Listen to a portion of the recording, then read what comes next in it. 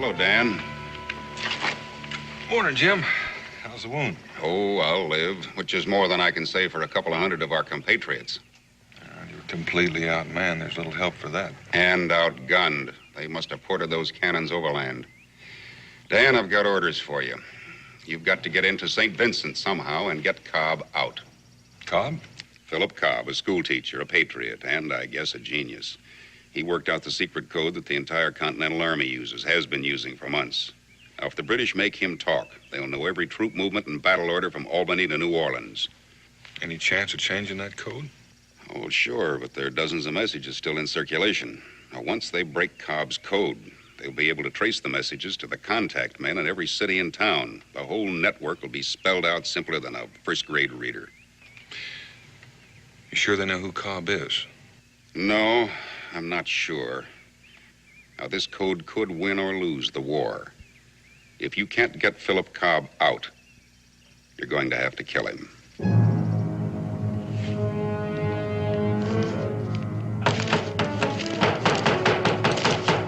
Professor Cobb! Professor! Open up! Professor Cobb! Professor, open up! Professor! Open up! Professor Cobb! Professor, open up! All right, break it in.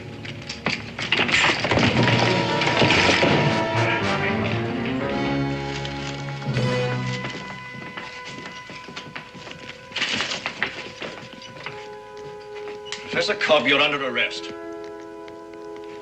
I know. And you also know that the city has been under British military authority since 8 o'clock this morning. It is under that authority that I order you to turn over all notes, papers, and memoranda in your possession. There are no such things in my possession any longer. There they are.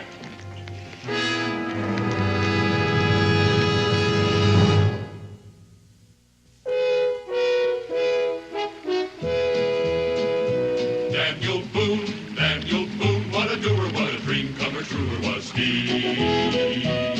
From the coonskin cap on the top of old Dan to the heel of his rawhide shoe, the rippin'est, roaring'est, fighting'est man the frontier ever knew. Oh, Daniel Boone was a man, yes, a big man, with an eye like an eagle and as tall as a mountain was he.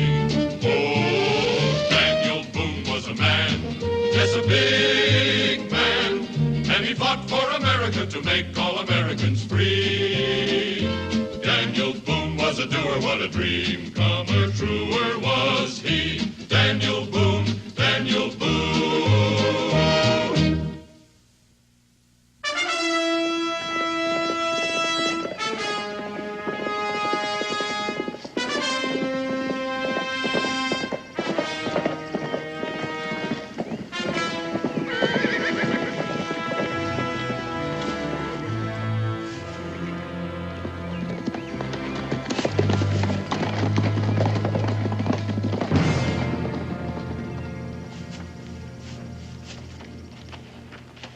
What's your business here, sir? Any kind of heavy work that needs doing. Carrying brick, chopping wood, loading wagons. Town looks deserted. Where is everybody? Staying in our homes out of trouble. Trouble? What do you mean? This community's under martial law, sir. If you're planning on coming in, you'll have to give me that rifle. Well, I wasn't planning on shooting much game in St. Vincent anyway. You can pick it up when you get ready to leave. There's a sundown curfew. If you're seen on the streets after dark, you'll be buried with full honors, sir. I'll keep that in mind.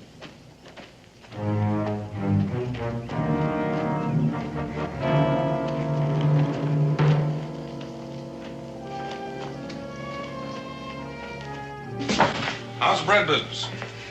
Daniel Boone. Hey, when'd you get here? Just now. Any trouble getting in? No? You hungry? You still making those hot cross buns with the honey on top? Sit down. Hot out of the oven, Dale. How's the family? Wonderful. How's yours? Oh, everybody's fine around here except for what's going on out there. A barrier at the edge of town. How many men are usually on it? Just the ones you seen there. Where's the main encampment? About 3 miles out. They haven't built a stockade yet. Hey, you're not planning on going out there, are you? It depends. What do you know about a man named Cobb? Oh, school teacher? You know, I thought there's something funny about all of that. You here to see him? Yeah. What's funny? The funny thing is that they bothered with him at all. They're not holding him at the encampment. I saw him this morning at the Clifford house when I delivered bread. Is that the end? They're holding him in a room on the 2nd floor. There's a couple of soldiers and an officer. Was he all right when you saw him this morning? Looked kind of pale. Only saw him for a second. They're bringing him out of the schoolroom. Hey, Daniel, what's so all-fired military about a school teacher? Take my word for it. He's important.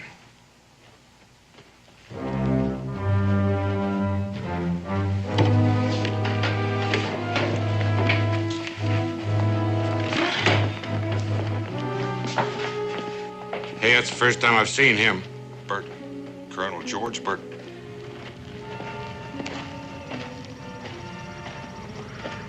These Indians will require quarters indoors. Sir, Where is the prisoner? on the 2nd floor, sir. Maxwana, come with me. If you gentlemen will follow me. You figure he's here for the school teacher? I do.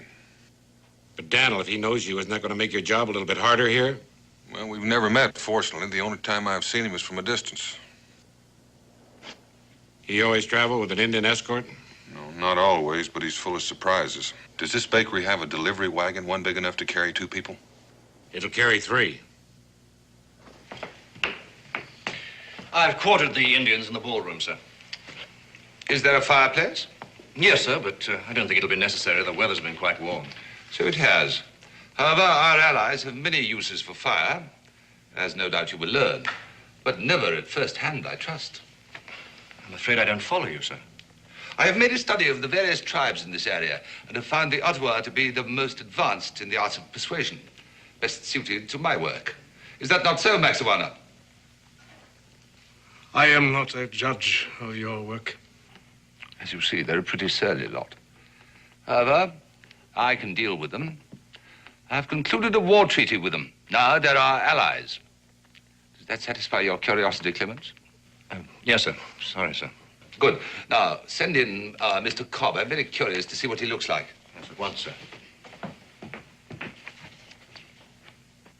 Put it back. There's no magic in it. Not your kind, at any rate. Not even a picture. I can read.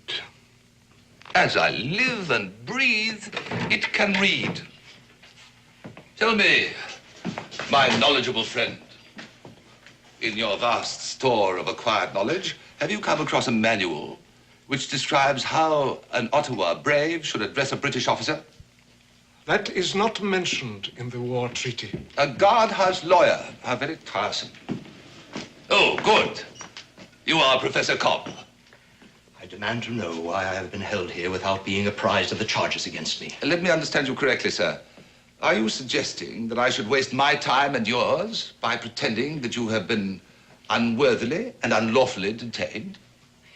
This is my classroom. I teach school. I was not aware of a law that had been passed forbidding that. Do sit down at the head of the class, if you please. Once again, I demand that...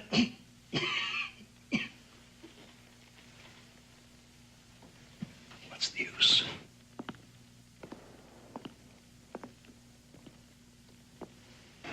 You don't look well.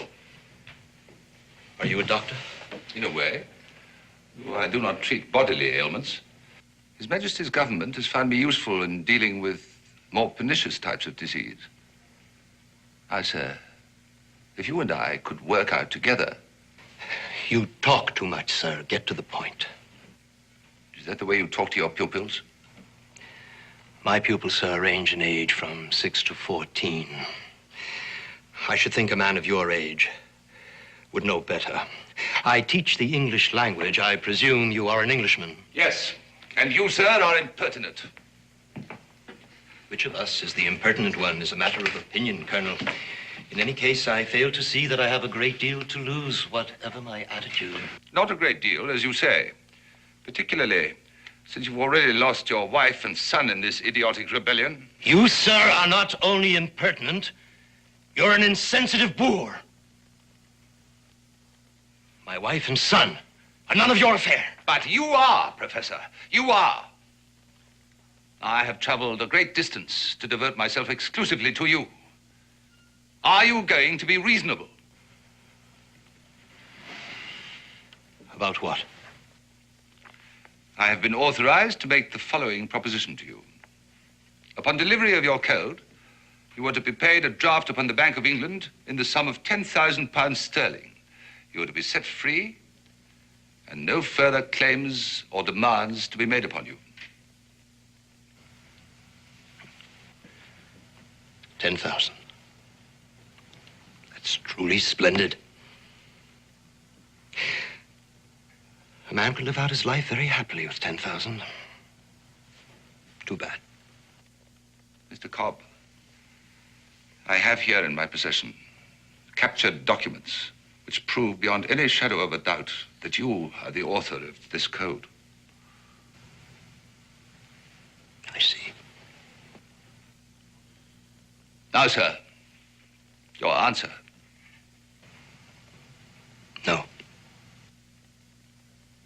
Your final answer?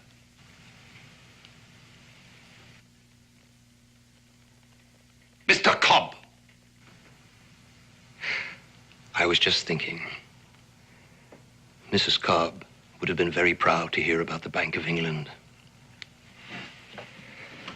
Yes, sir. My final answer. Now order my execution and get it over with. It's not quite as simple as that. Come here, will you? This is Maxuana, the war captain of our allies, the Ottawas.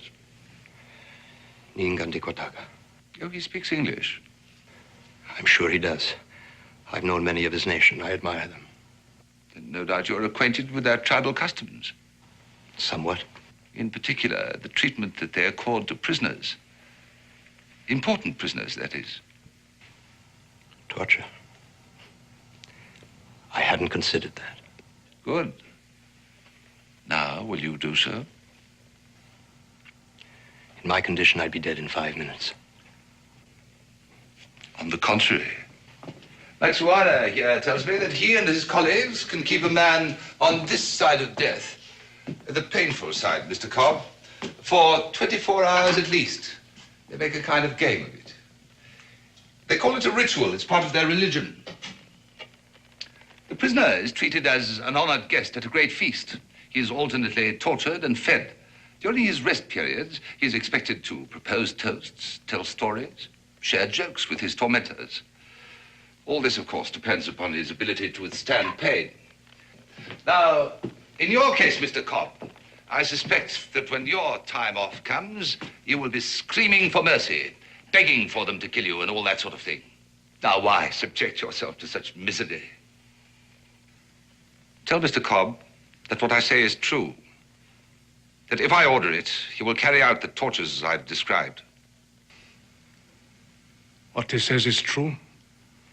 I will do as he orders. It is mentioned in the war treaty.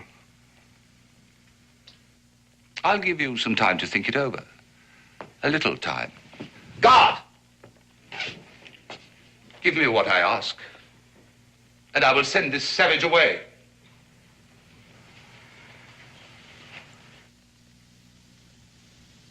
If there is a savage here, it is not the Ottawa.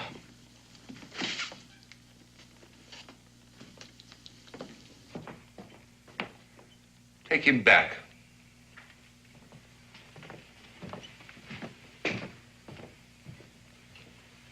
He's so frail.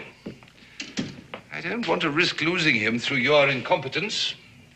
That man is not fit to be put to a test of strength. It is unfair. But we are not incompetent. That is for me to judge. You will select 2 braves to go on a raiding party. For what purpose? You see these?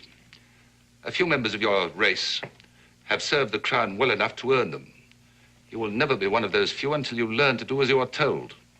I have no wish to be an officer. And I am not your body servant.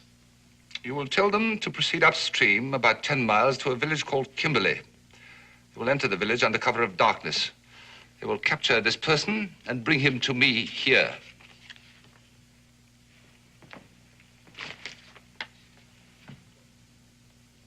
Any further questions? No.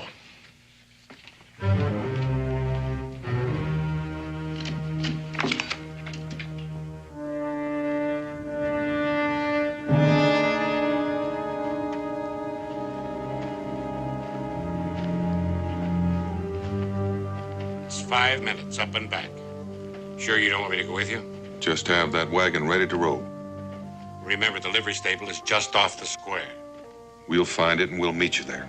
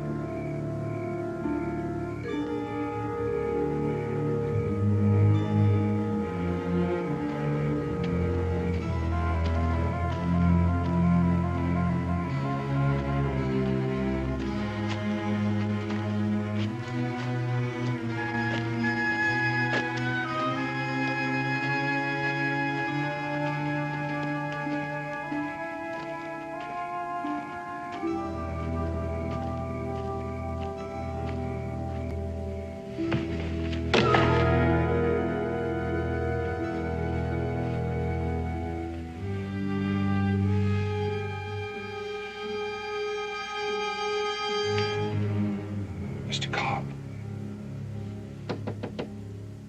Mr. Cobb.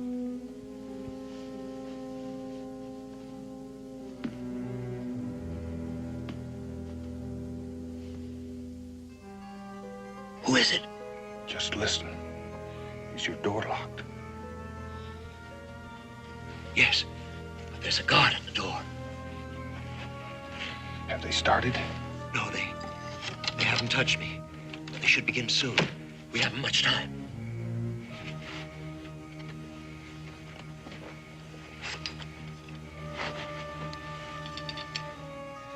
This shouldn't take long.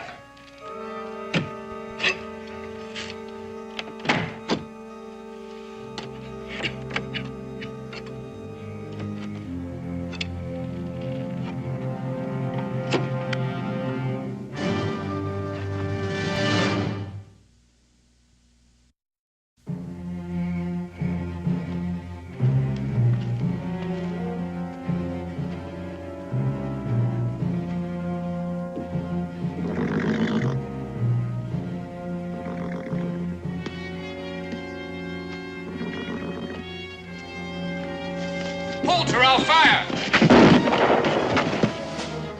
Captain! Captain!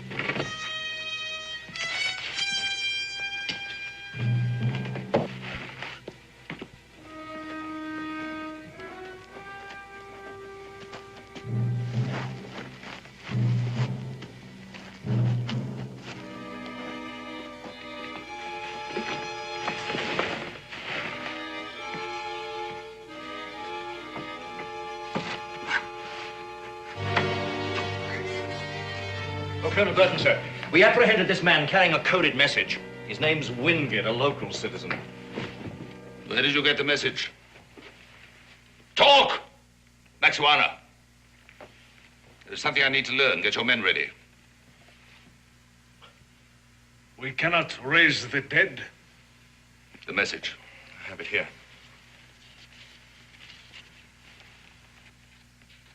This is too carefully worked out to be a forgery. This business at the top is obviously a reference to a key to the code.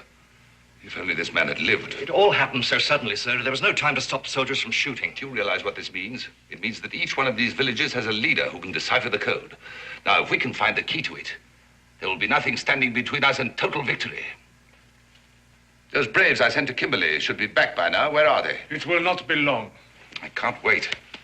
Come with me, you too.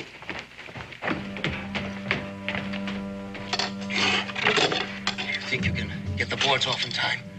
You just keep watching that door.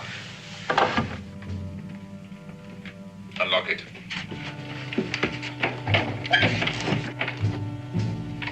Mr. Cobb, I would like you to know. Get away from that window. I said get away from the window. What's going on here? If you're thinking of trying to escape, Mr. Cobb, we have soldiers posted below.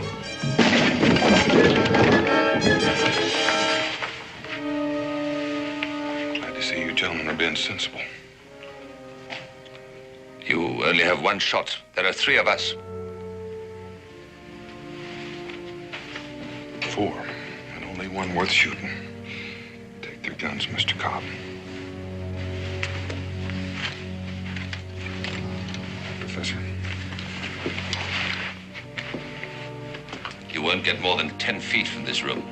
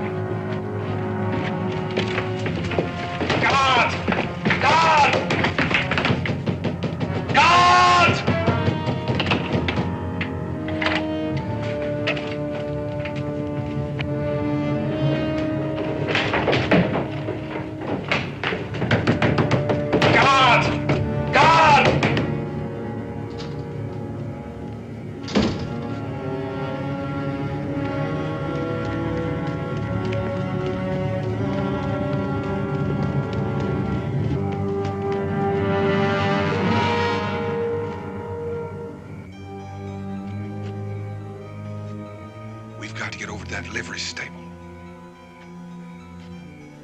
Better take the safest route. Are you up to it? I'll try.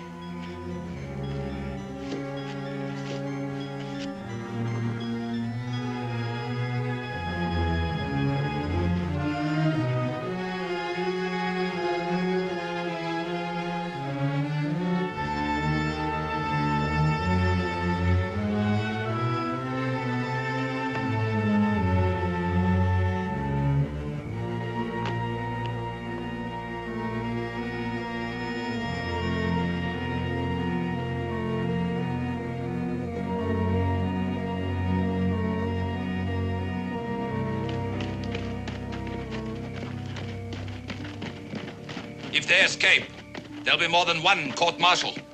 Now spread out and search for them. And find them.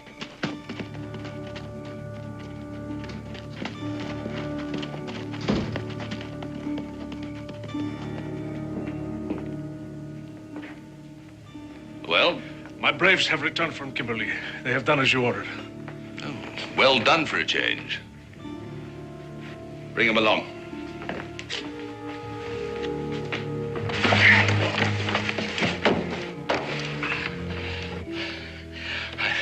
I've got to catch my breath. Gotta get down on the other side of this building. My friend will see us at the stable, bring the wagon out. We'll make a run for it, jump in, and leave this little town in a hurry. I'll do my best. Sure you will. Mr. Cobb! We were talking earlier about the matter of your sacrifices. There was one person that you neglected to mention. You still have one son remaining. Raymond Cobb, presently living with an aunt at Kimberley. Presently my prisoner, Mr. Cobb. Either you give me the code or your son will die, and in the manner which I have already described. I know you can hear me, Mr. Cobb. You remember our conversation about the Ottawa methods? He's lying. I've got to see. He Even if it's true, Mr. Cobb, he's not the kind of man to keep his bargains. What are you talking about? You're far too valuable to the Continental Army. He'll never let you go, don't you know that? But he's got my son. We can't be sure. Father, don't come out! Do you hear me? Father, don't come out! Do it. Look, get away as best you can, please. I don't want to involve you in this. I can't do that. You're mad. I know how you feel, and I promise you I'll do everything I can to get your son free. My boy. You have a son? I have. A wife living? I have. I lost my wife when the river forts were shelled by the Continental Army, Mr. Boone. My oldest son, the first year of the war, fighting for that same army. 5 years. I gave 5 years when I could have been living comfortably in Maryland with a fine home for my wife, a university, a library, and my 2 sons growing up in an atmosphere where they would have known what the world is really like. I killed them all. No, you haven't. But unless you come with me, you'll kill your son, Mr. Cobb. And if I kill you, your son will be of no further use to Burton, and he will kill him. Believe me. Now do we move, or do I squeeze this trigger?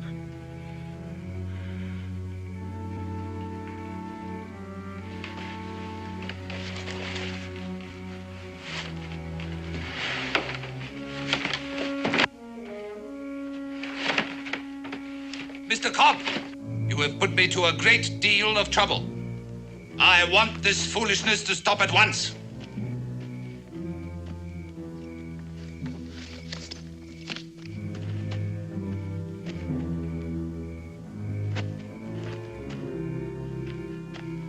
It's just a short run from here.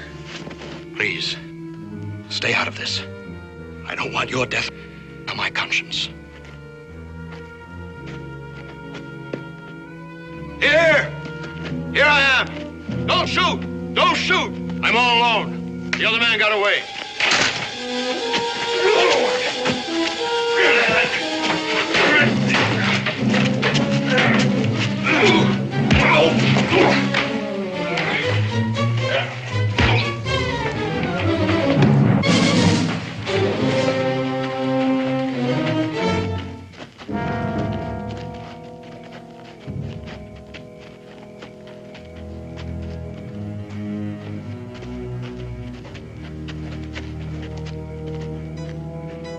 Those poor, pathetic rebels. See that he regains consciousness fully before you kill him. Inside.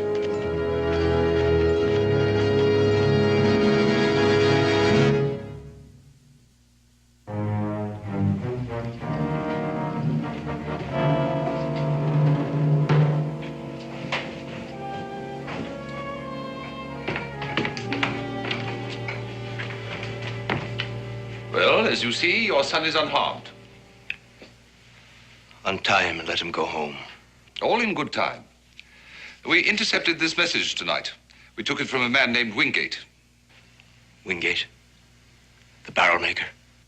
The late barrel maker, unfortunately. Now, Professor Cobb, you will show us how your code is constructed. Then you will decipher this message. At that point, your son and you will be free to go. I do not think there is any need for further persuasion. Father, I'm not... What about this man? Obviously a spy. No, he's not a spy, Colonel. He was only trying to help me. If you want the key to the code, you will release him as well. Very well. Clemens?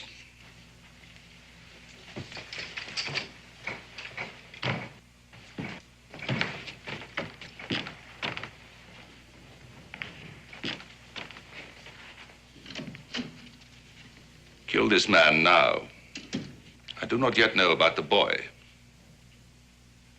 Among my people, a man who does not keep his word has no honor. You gave your word that this man would go free. Yes, I did. One has to do that kind of thing in wartime. Either you will do as you are told, or I will have you burned alive. It is mentioned in the war treaty.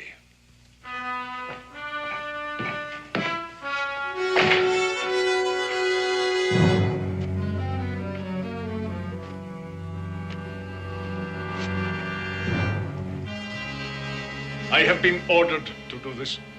You fear your white colonel more than you honor your ancestors. Why do you say this? The Ottawa pride themselves on their skill at the slow death. That is true. Aren't you a true Ottawa? Don't you practice the ritual of your tribe? Unless this man is not a full-fledged brave, I insist on my right to die with honor. How have you earned this right? We fought and I won. You ask for pain? You prefer it? I insist on it. The knife would be quick. Why do you choose the slow death?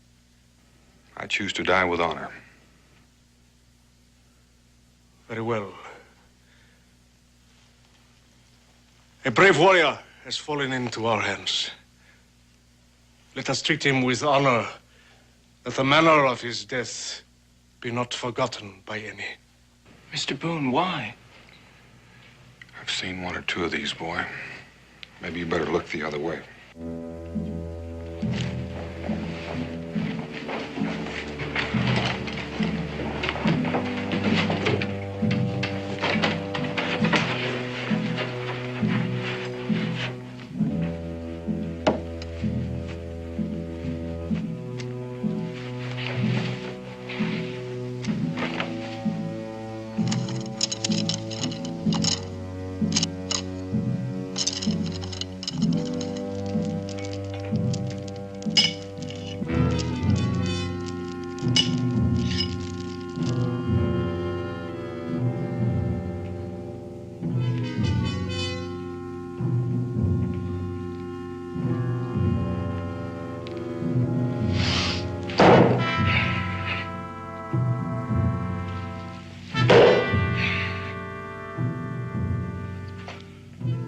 As long as the warrior maintains his hold on the war axe, the ceremony will continue.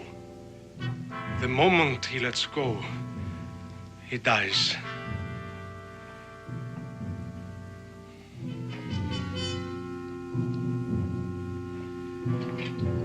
Let the ceremony begin.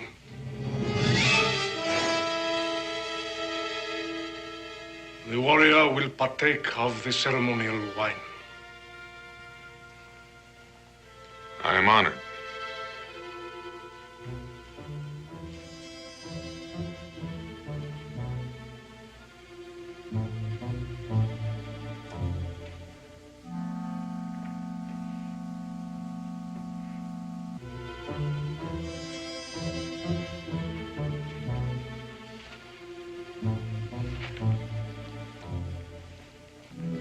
We will begin with the ritual of the clubs.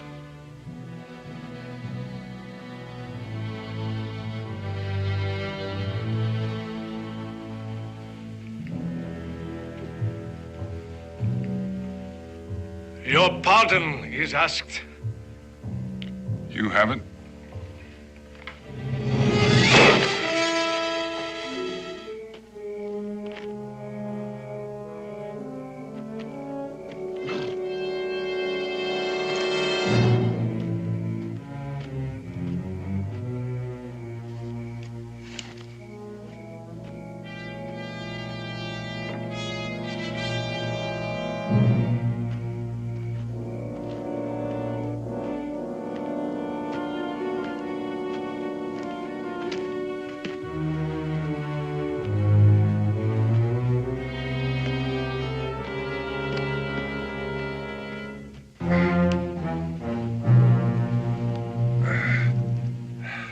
The honored guest may eat and drink and have speech with us.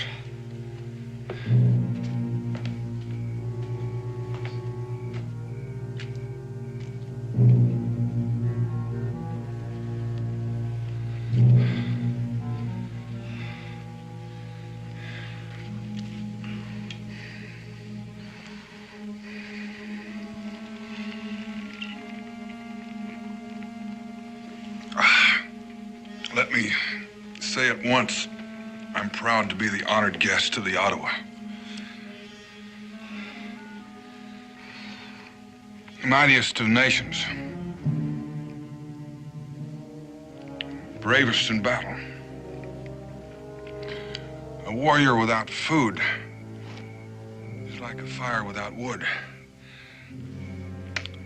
My people have a saying. Baker of bread holds the key to all things. Among our people, the bakers of bread are women and old men. We have no such saying. Bread is our staff of life. We depend on the baker of bread. Without his help, we would surely die the slow death. Tell us of the red men who dwell near your home. Oh, mainly Cherokee, Shawnee. There's an amusing story about that. I think it's amusing anyway. It seems one winter, the rivers froze up earlier than usual. It is a relatively simple system. The English alphabet consists of 26 letters. Cryptography, the art of ciphering, is merely the substitution of one symbol for another. In the case of the Continental Code, it is letter for letter. Now, one may also use numbers, which makes it more difficult. Now, with only 26 possibilities, there are at most 676 permutations. I don't mean to rush you, Mr. Cobb, but would you please get on with it? The key to this code is always a phrase in English consisting of letters and punctuation marks totaling 26. The message is coded to one of 10 keys. The directions for decoding are to be found at the top of the message. Once you know the phrases, you have the key. Child's play. Fascinating. Then you will have no difficulty in deciphering this. Not a great deal. Then proceed. Proceed. The way they finally settled it was a brave that could toss the bullet farthest won the firewood. It was the coldest winter I can remember. The honored guest has eaten and drunk for the first time. He must now submit himself once again to the punishment.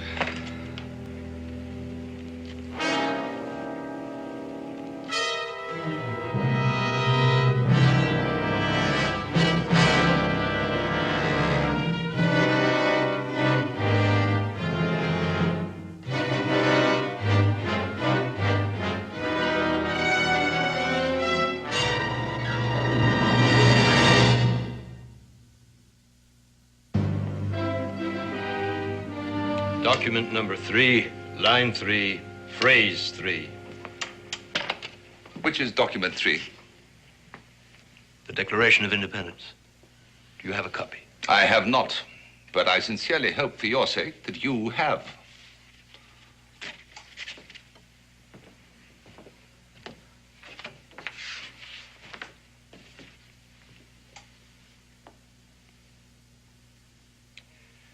That all men are created equal.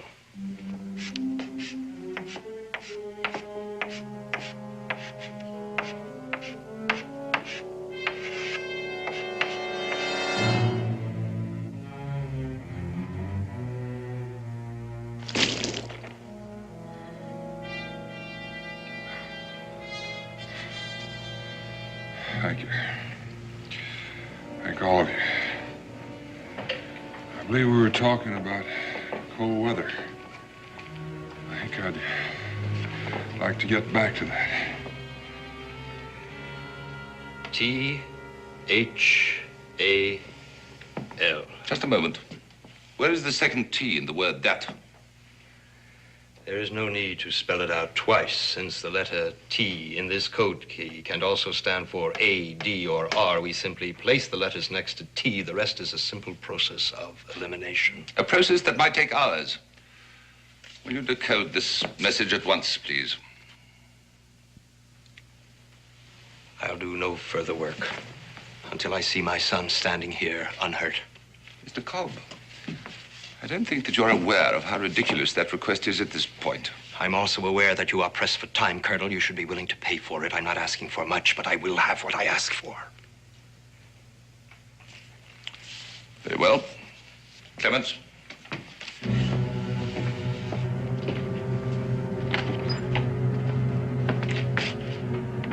Come with me.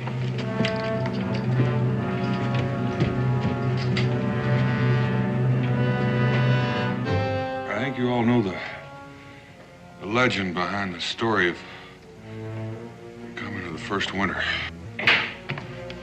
Take young Cobb up to his father's classroom.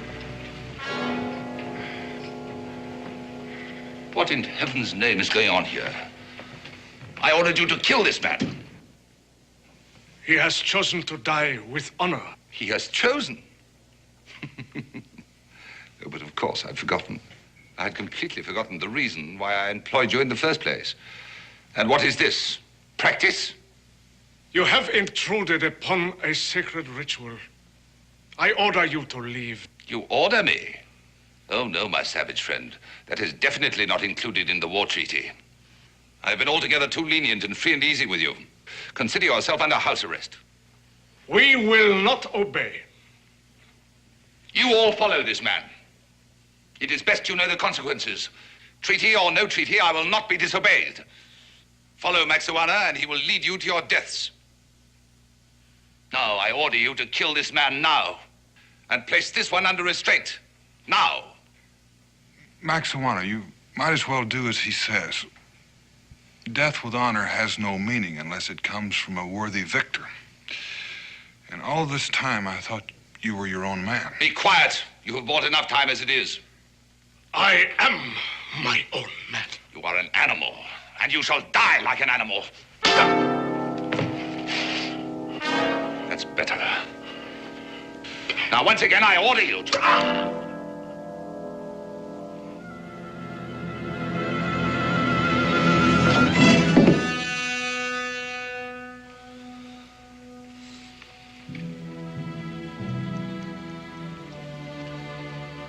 The ritual will continue.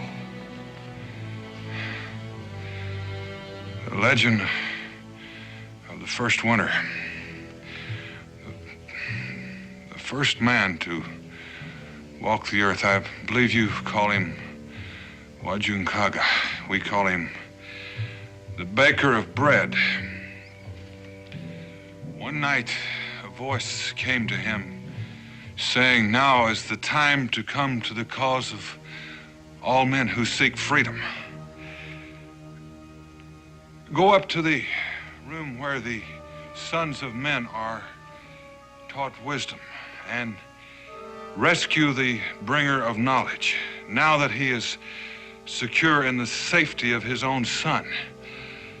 But move with caution, for those who seek to destroy freedom will be looking for you. Now is the time, O baker of bread, now.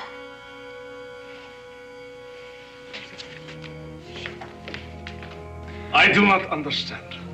Well, give me just a moment to clear my mind.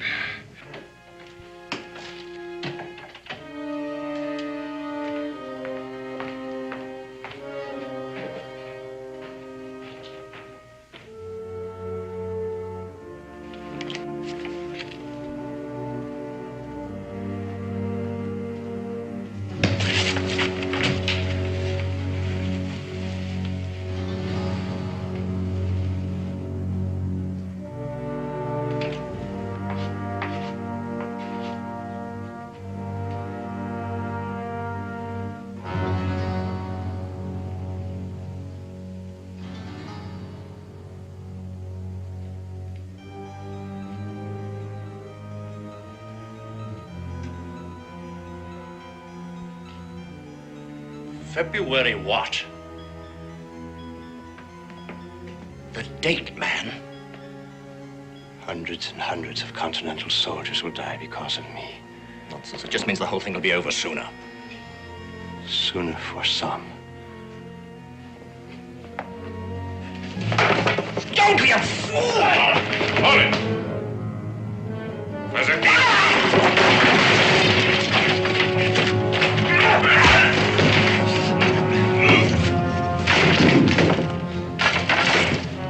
Well timed, Professor. Burton, he knows the key to the code. Burton's dead. Let's get out of here. Come on.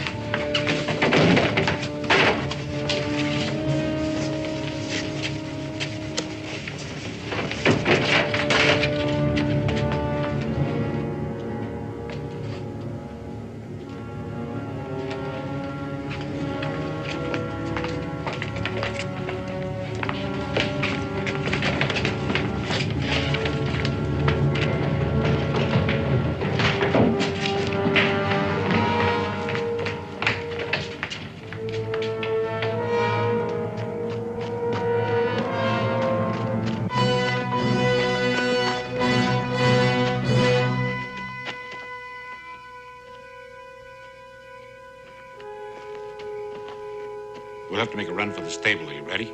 Come on. Hold! Hold, don't shoot!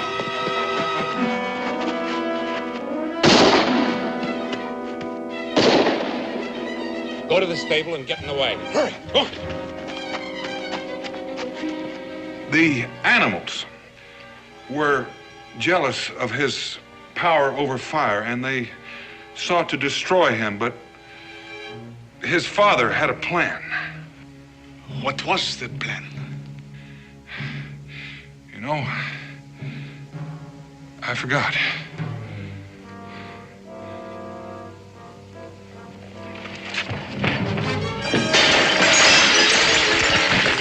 No. Let the brave warrior escape. He has earned it. And let us leave the dishonorable men to their own dishonor.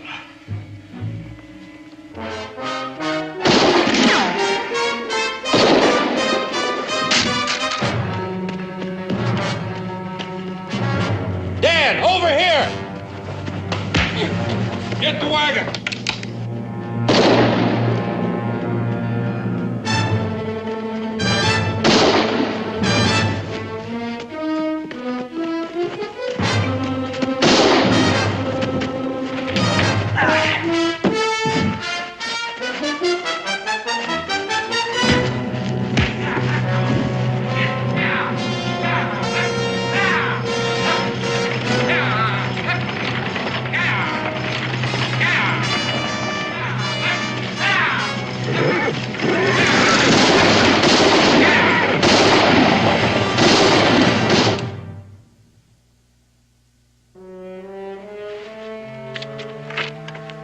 We just got word. Clark has retaken St. Vincent.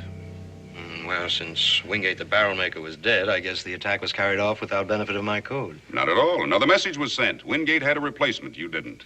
Excuse me. Dan, we've got to have a talk. Jim, I haven't had any sleep for 72 hours. Now, Dan, tell me the truth. Was I right? Would you ever, in this long and fruitful life, ever once kill a man in cold blood? Even if George Washington himself asked you pretty please. Offhand, I can only think of one man I'd shoot in cold blood. That's the fellow who keeps talking when I'm trying to sleep.